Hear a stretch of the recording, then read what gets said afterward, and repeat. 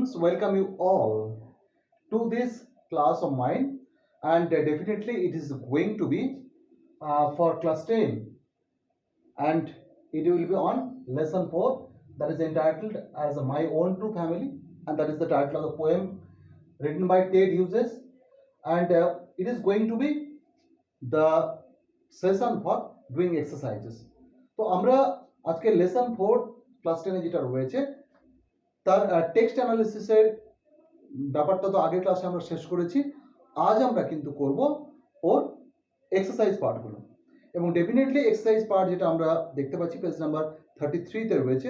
আমি সবাইকে একটু রিকোয়েস্ট করব টেক্সট বই 33 পেজটাকে খোলার জন্য। Please open at page 33। আমরা প্রথম যে আইটেমটা দেখতে পাচ্ছি, first item, that is comprehension exercise or comprehension exercises, item number 1, তার ফার্স্ট যে সাব আইটেমটা দিচ্ছি, যে ইনস্ট্রাকশনটা কি বলছে একটু দেখে নিন। Choose the correct alternative to complete the following sentences. অর্থাৎ এখানে চারটে করে অপশন রয়েছে। যেটা আমরা দেখতে পাচ্ছি বেস্ট অপশন বা মোস্ট অ্যাপ্রোপ্রিয়েট, বেস্ট বলবো না, মোস্ট অ্যাপ্রোপ্রিয়েট কারেক্ট অপশন, যেটা অ্যাপ্রোপ্রিয়েট অপশন বেছে নিয়ে আমাদেরকে সেন্টেন্সটা কমপ্লিট করতে হবে। ওকে, তো এখানে জাস্ট বেছে নিতে বলেছে, কমপ্লিট করতে বলেনি। চুজ দ্য কারেক্ট অল্টারনেটিভ, না ডেফিনেটলি টু কমপ্লিট, কমপ্লিট করতেই বলেছে। তো চলো শুরু করা যাক। এবং এই জায়গাটা আমি কিন্তু আর বোর্ড ওয়ার্ক করছি না, কারণ এটা ভার্বালি আমি বলে দিচ্ছি, তোমরা একটু বইতে যদি সম্ভব হয় পেন্সিল দিয়ে মার্কিং করে নিও। ওকে, অথবা খাতায়, better not to stay in the book page, better to use the exercise book. Okay, creeping in an oak wood, এটা ওকের জঙ্গলে চুপি চুপি ঢুকে গিয়ে, the poet was looking for, কবি খুঁজছিলেন, কি খুঁজছিলেন? আ গোট, এটা ছাগল, রাইনোসারস, পান্ডা, স্ট্যাগ, হরিণ, অ্যান্ড বাফেলো, মোষ। ডেফিনেটলি এটা আর কোনো সেকেন্ড থটের জায়গা নেই, ইট উড বি স্ট্যাগ। হরিণ খুঁজতে গেছিলেন। Item number B, whenever an oak tree is felled, যখনই কোনো একটা ওক গাছ কাটা পড়ে, the number of trees the poet must plan, কবি কে যেটা লাগাতেই হবে, অতি অবশ্যই লাগাতে হবে ওক গাছ, কটা তার সংখ্যা। এখানে আমি আবারও বলছিলাম, এখানে ওক গাছটা প্রতীক গাছ। যাই হোক না কেন, কবিতার সাপেক্ষে আমরা উত্তরটা ভাববো, যে কবিতায় যেটা বলা হয়েছে, একটা ওক গাছ যখন কাটা পড়বে, কবিকে কটা গাছ লাগাতে হবে। নাম্বারটা দেওয়া আছে চারটে অপশন, 2, 3, 4, 5। ডেফিনেটলি ট্রু, কবিতায় তাই বলা হয়েছে। So it would be option 1। Item number C, when the poet came out of the oak wood, যখন কবি ওক উড থেকে বেরিয়ে এলেন, his heart was, তার হৃদয়টা কেমন হয়ে গেছিল? না, it was that of a stag, tree, human child, old woman। হরিণের মতো হৃদয়, গাছের মতো, মানুষের শিশুর মতো, এবং ওল্ড উম্যানের মতো। ডেফিনেটলি এটা গাছের মতো। ওকে, তো আমরা এই পার্টটা শেষ করে চলে যাচ্ছি কিন্তু পরের পার্টটা, ট্রু ফলস যেটা রয়েছে, এবং সঙ্গে সাপোর্টিং স্টেটমেন্ট দিতে হবে। সাপোর্টিং স্টেটমেন্টটা সেটা সেন্টেন্স হতে পারে, ফ্রেজ হতে পারে, অথবা কয়েকটা ওয়ার্ডসও হতে পারে। So state whether the following statements are true or false. সত্য কি মিথ্যা লিখতে হবে, এবং সঙ্গে সঙ্গে সাপোর্টিং স্টেটমেন্ট দিতে হবে। ওকে, আমরা এই জায়গাটা চলে যাচ্ছি। Okay, so let's move on to the second part or second section of comprehension exercises. And of course personally আমার যেটা মনে হয়, এই জিনিসটা বেশ ইন্টারেস্টিং আমার কাছে, এই সাপোর্টিং স্টেটমেন্ট দেওয়াটা। ঠিক আছে, কারণ এইখানে বদমাইশি করার জায়গাটা থাকে না। আমি কি বদমাইশি সেটা আর বলছি না, তোমরা সবাই জানো, তো এখানে আর বলছি না। যাই হোক, আমরা চলে যাচ্ছি 2 নম্বর আইটেম, কম্প্রিহেনশন এক্সারসাইজেস। ওকে, সেকেন্ড সেকশন। তো এর দাগে প্রথমে বক্স দেওয়া আছে, বলছি দেখো, তো old woman held the poet's secrets in a little bag, ওই বৃদ্ধা কবির গোপন ব্যাপারগুলোকে তার ব্যাগের মধ্যে রেখেছিলেন। ট্রু না ফলস? কবিতায় কি বলা হয়েছে? ডেফিনেটলি ট্রু বলা হয়েছে, কারণ এটা ছিল, আমি এটা লিখবো ট্রু, এবং এসএস বা সাপোর্টিং স্টেটমেন্ট কোডটা দেবো, একদম ওখানে লাইনটা তুলে দেবো। লাইন তোলার ক্ষেত্রে একটা কথা বলি, she said I have your secret here inside my little bag, third line of the poem. তো এক্ষেত্রে আমি যেটা বলবো কি, কোটেশনটা লাগাবে, প্রথমে 2-3টে ওয়ার্ড তুলবে, তারপরে ডট ডট দিয়ে দিবে 3টে ডট, তারপরে লাস্টে কয়েকটা ওয়ার্ড।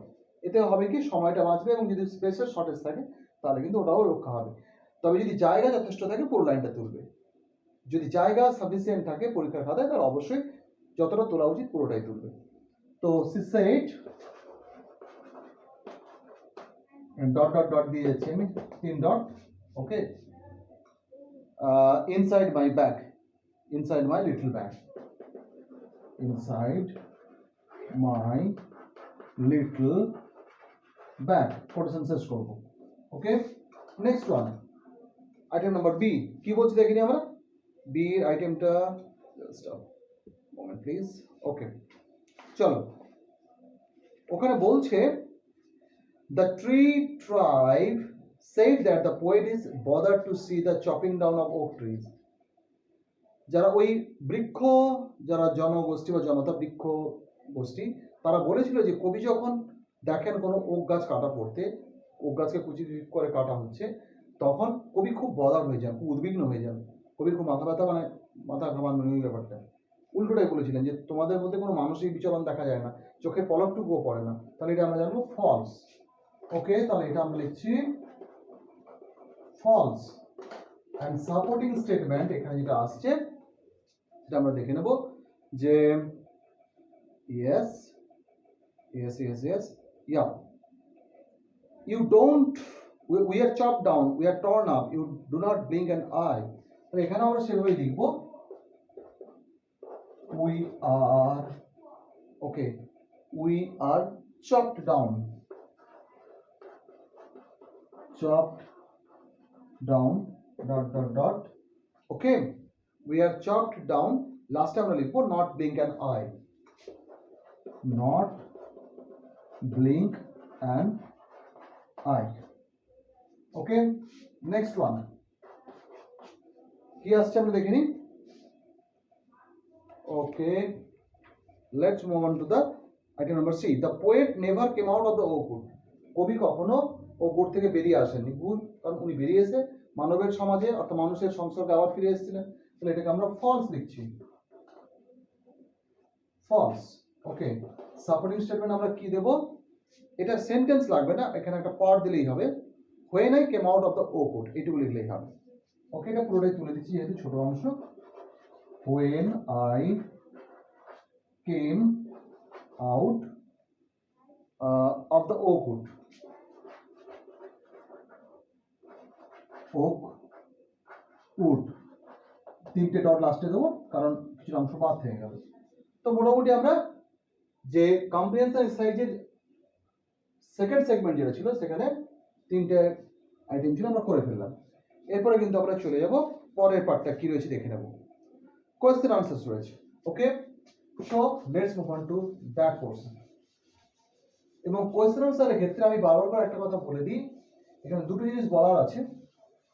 আচ্ছা, সেটা আমি আনসারটা করাতে গিয়ে নয় বলছি, তাতে ব্যাপারটা আরো সুবিধা হবে, বোঝাটা সুবিধা হবে। ওকে, তো আমরা কি দেখছি দেখা যাক। when did the poet come twice awake? twice যখন দ্বিগুণ সচেতন হয়ে উঠেছিলেন কখন, যখন ওই ওল্ড উম্যান তার ছোট্ট ব্যাগটা ঝোলাটা খুলেছিলেন তখনই। তো when the old woman opened up, এখানে বলা আছে না, she opened our little bag। ওকে, আমরা আনসারটা এভাবে লিখবো, এটা লিখে দেওয়ার পরে আমি বলছি কি বলতে চাইছিলাম। when the old woman, oh sorry, woman opened up her little bag, okay, the poet came twice awake, the poet came লিখতে পারি আমরা, অথবা became ও লিখতে পারি। ওকে, যদি ওখানে কাম রয়েছে, came twice awake, আনসারটা আমরা কমপ্লিট করলাম, w came। ওকে, এখানে যেটা বলতে চাইছিলাম, টেক্সট বেস করে যখন কোনো আমরা আনসার লিখি সবচেয়ে ভালো হয় টেক্সটের রেফারেন্স থাকে।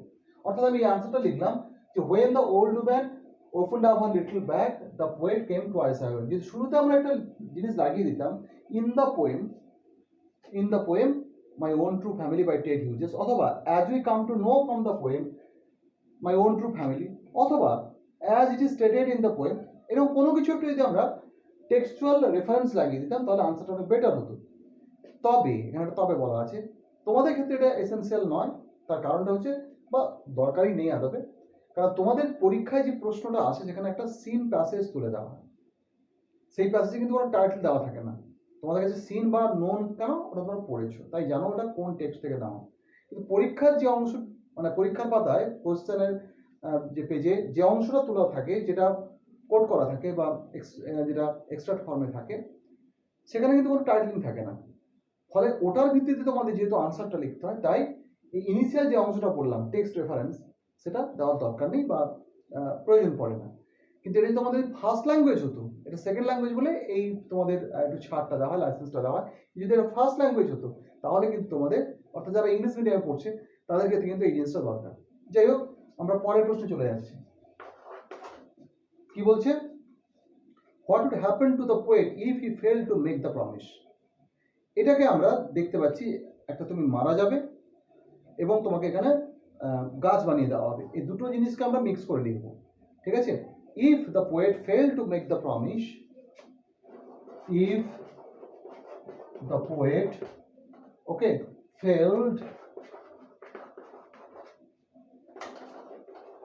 to make the promise, if the poet failed to make the promise, okay, he would die, he would die। এবং কিভাবে মারা যেত এটাকে আমরা আচ্ছা এটা একটু চেঞ্জ করে লিখি, একটু অন্যভাবে লিখি। এখানে যদি কেউ লিখে সেটাও আনসার বলেই গণ্য হবে। তাহলে কি হবে? If you fail, okay, the black oak bark, the black oak bark would wrinkle over him, wrinkle over him, ঠিক আছে? wrinkle over him and root him, root him, root him among the oaks, among the oaks। এখানে answer শেষ করতেই পারো। If the poet fail to make the promise, the black oak bark would wrinkle over him and root him among the oaks। এখানে answer complete করা যেতেই পারে, আমরা একটু বাড়াতেও পারি। and thus he would die as a man, মানুষ হিসাবে তার মৃত্যু ঘটবে। ঠিক আছে? if the poet failed to make the promise, the black oak bark would wrinkle over him and root him among the oaks and thus he would die as a man। তাহলে আনসারটা একটা কম্প্রিহেন্সিভ আনসার হলো, অনেকগুলো জিনিসকে আমরা cover করে touch করে আনসারটা লিখতে পারলাম। পরে যে প্রশ্নটা রয়েছে এবং এই সেগমেন্টের most probably last question, what was it that alter the poet. Actually এটা খুব ছোট করে লেখা যায় বা একটু বড় করে লেখা যায়। ছোট করে লেখা যায় বা বড় করে লেখা যায় মানেটা বলতে চাইছি যে আমরা এরকম বলতেই পারি যে স্বপ্নটা তিনি দেখেছিলেন গাছের নিচে, ঠিক আছে, সেটা তাকে বদলে দিয়েছিল, এটা সবচেয়ে সেফেস্ট আনসার। আচ্ছা ওইটাই লিখি, তারপরে বলছি পরেরটা কি লেখাতে পারি। আমরা এটাই লিখতে পারি, the magical dream, magical dream or vision, এই কথাটা আমরা এখানে ব্যবহার করব, dream or vision that the poet, okay, experienced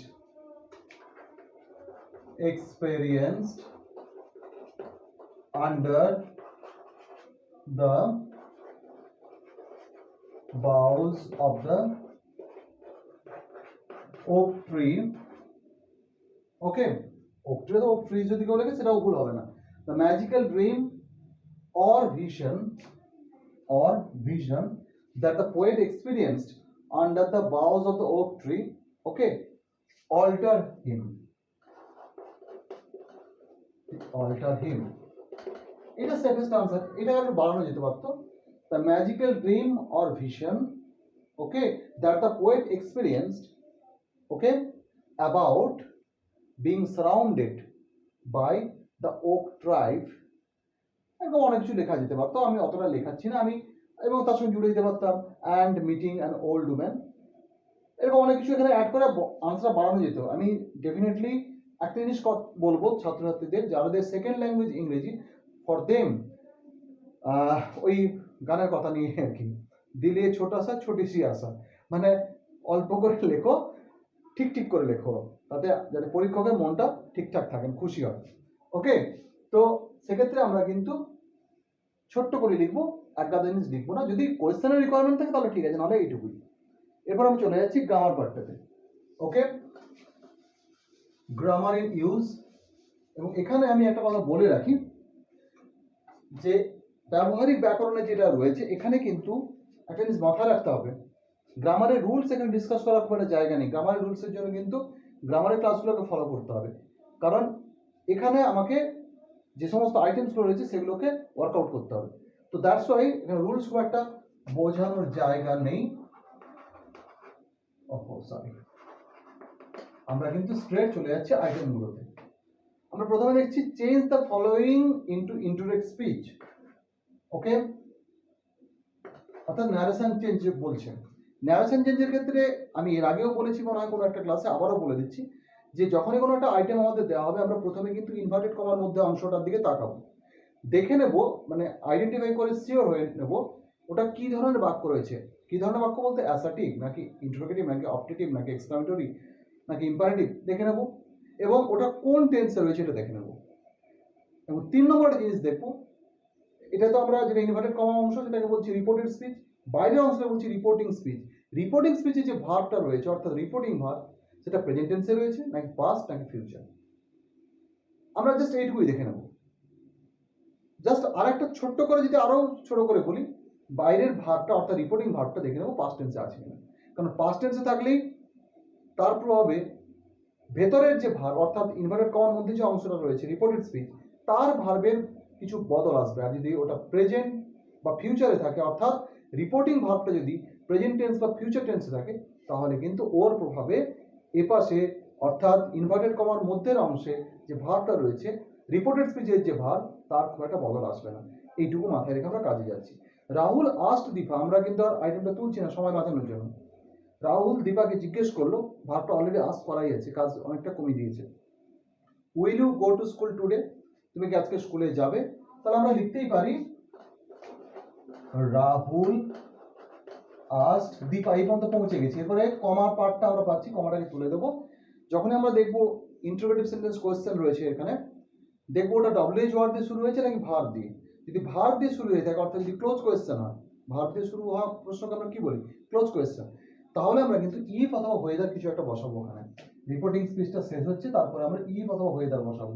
weather বানানটা ভুল করে বেশিরভাগ ক্ষেত্রে ছাত্রছাত্রীরা, তাই ইফটাই সেফেস্ট। ইফ, এবার এটাকে মনে মনে অ্যাসার্টিভ ভেবে নেবো। কি আছে? Will you go to school today, আমরা ভাববো you will go to school today. তাহলে ইউটাকে দীপা, রাহুল দীপাকে জিজ্ঞেস করলো তুমি কি আজকে স্কুলে যাবে, তাহলে ইফ ইউর জায়গাটা হয়ে যাবে সি, উইল ছিল উড হয়ে যাবে she would go to school that day. ঠিক আছে, পরেরটা আমরা চলে যাচ্ছি। Rita said to Ayesha please give me a glass of water. পরিষ্কার প্লিজ রয়েছে মানে রিকোয়েস্ট, এবং এটা ইম্পারেটিভ সেন্টেন্স। তো আমরা ইম্পারেটিভ সেন্টেন্সের ক্ষেত্রে জানি যে ধরনের ইম্পারেশন দেখতে পাই সেই অনুসারে ভার্বটাকে চেঞ্জ করবো। যদি আদেশ দেখি তাহলে অর্ডার, রিকোয়েস্ট যদি দেখি রিকোয়েস্ট করবো, ইনস্ট্রাকশন দেখলে ইনস্ট্রাক্ট করবো, এই তো ব্যাপার। তাহলে এখানে রিকোয়েস্ট বলেছে, তাহলে রিতা রিকোয়েস্টেড আয়েশা, রিতা রিকোয়েস্টেড আয়েশা, আয়েশাকে কি রিকোয়েস্ট করেছিল। এরপরে কমার প্রশ্ন নেই, কমাটা উঠে যাবে। এবং ইম্পারেটিভ সেন্টেন্সের ক্ষেত্রে আমরা রিপোর্টিং স্পিচ যেখানে শেষ হবে তারপরে টু বসাবো। টু বসানোর পরে রিপোর্টেড স্পিচ যেটা রয়েছে তার যে মেইন ভার্ব তার প্রেজেন্ট ফর্মটা বসাবো। এখানে কি ছিল? প্লিজ নয়, কিন্তু এটা প্লিজ হচ্ছে দয়া করিয়া, মানে অ্যাডভার্বিয়াল ফ্রেজ। গিভ ছিল টু গিভ, মি মি মানে রিতাকে বোঝাচ্ছে, আয়েশাকে রিকোয়েস্ট করেছিল হচ্ছে তাকে, তাহলে হ্যাঁ, Rita requested Ayesha to give her a glass of water. প্লিজটা উঠে গেল কেন? না, প্লিজটা তো ঢুকে গেছে রিকোয়েস্টের মধ্যেই, রিকোয়েস্ট মানে তো প্রেজেন্ট চলে আসছে, তাই না? Okay fine. এরপর যেটা আমরা যাবো 3 নম্বর এক্সাম্পলটা। ওকে, আমরা 3 নম্বর এক্সাম্পলটা করবো। এরপরে এক্সাম্পল না বলে বলা হলো item. The old man told the little girl may you be happy. পরিষ্কার বুঝতে পারছি উইশ রয়েছে মানে ডেফিনেটলি অপটেটিভ সেন্টেন্স, আর অপটেটিভ সেন্টেন্সের ক্ষেত্রে আমরা রিপোর্টিং ভার্বটাকে চেঞ্জ করি উইসে। ওকে, তাহলে দ্য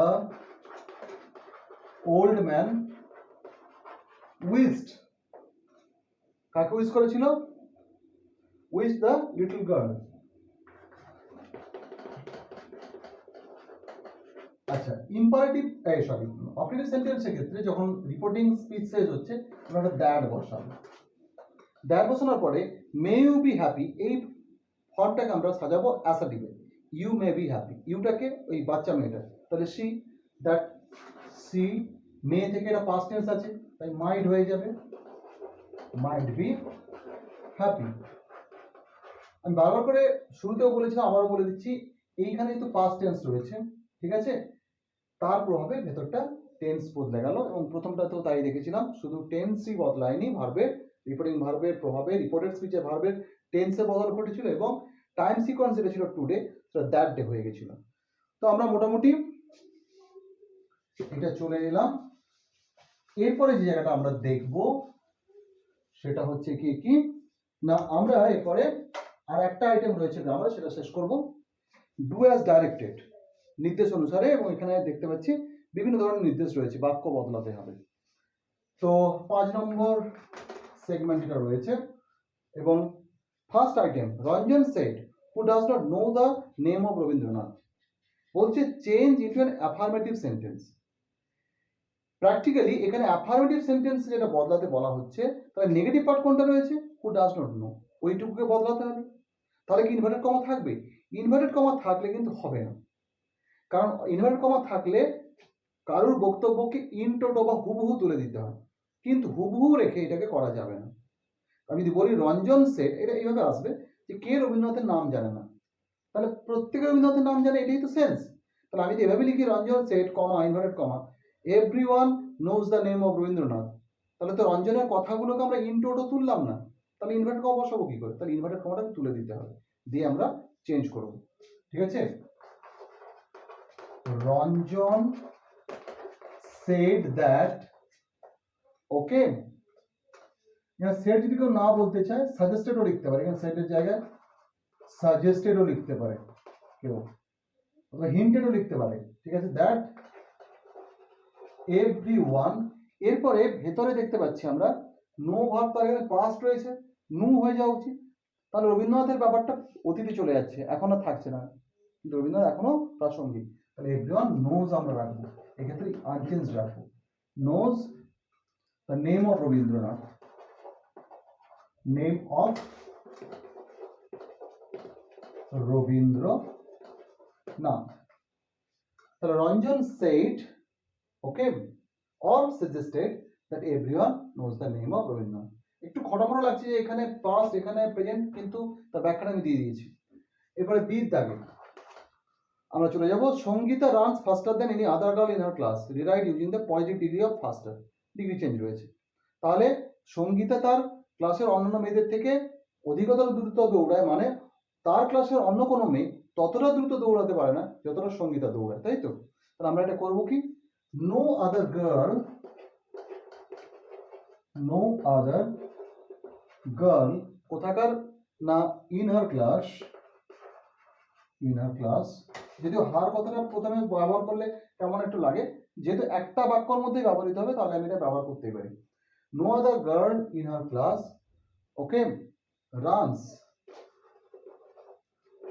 অ্যাজ ফার্স্ট, অ্যাজ এখানে তত, অ্যাজ সঙ্গীতা, সঙ্গীতা এখানে শেষ করতে পারি, অথবা সঙ্গীতা ডাজ লিখতে পারি, অথবা ডাজ না লিখে সঙ্গীতা রানসও লিখতে পারি, কোনো অসুবিধা নেই, এগুলো লিখলেও চলে না লিখলেও চলে। No other girl in her class runs as fast, যেহেতু এটা নো আদার বসেছি সিঙ্গুলার তাই রানস লিখলাম, no other girl in her class runs as fast as Sangeeta does, অথবা সঙ্গীতা রানস, অথবা শুধু সঙ্গীতা, এখানে দিতেও চলে, অথবা এখানে দিতেও চলে। পরেরটা বলছি কি, Kaushiki blamed her friend for the trouble, Kaushiki ওই সমস্যার জন্য তার বন্ধুকে দোষ দিয়েছিল। Rewrite using the noun form of blamed, blamed এই শব্দটা ভাবে রয়েছে, তার নাউন ফর্ম ব্লেম হবে। তাহলে আমরা এটা এভাবে লিখতেই পারি, যে কৌশিকী গেভ দ্য ব্লেম, দোষ দিয়েছিল, অথবা ইম্পোজ দ্য ব্লেম আমরা লিখতে পারি, চাপিয়েছিল দোষটা। কৌশিকী গেভ দ্য ব্লেম অথবা ইম্পোজ দ্য ব্লেম। যদি আমরা গেভ লিখি তাহলে টু, আর যদি ইম্পোজ লিখি IMPOS তাহলে আপন লিখতে হবে। যাই হোক, আমি সহজ করে লিখছি, Kaushiki gave the blame to her friend for the trouble. তাহলে এইখান পর্যন্ত আমাদের আনসারটা কমপ্লিট করলাম, এবং গ্রামার পার্ট এবং কম্প্রিহেনশন পার্ট আমরা শেষ করলাম। রাইটিং যে অ্যাক্টিভিটিস রয়েছে সেটা কিন্তু একটা আলাদা ক্লাসে আমাদের আলোচনা করতে হবে, কারণ এখানে যে বিষয়টা নিয়ে আলোচনা করা হচ্ছে দ্যাট ইজ নোটিস রাইটিং। এখানে একটা আইটেম রয়েছে, সেটাকে বেস লাইন করে আরেকটা নোটিস পাশে লিখতে বলা হয়েছে।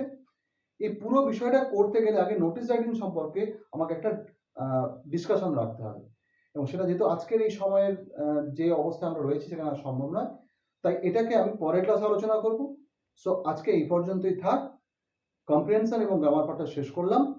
Meet you in the next class, okay, for the writing activities. So stay well. Thank you everyone.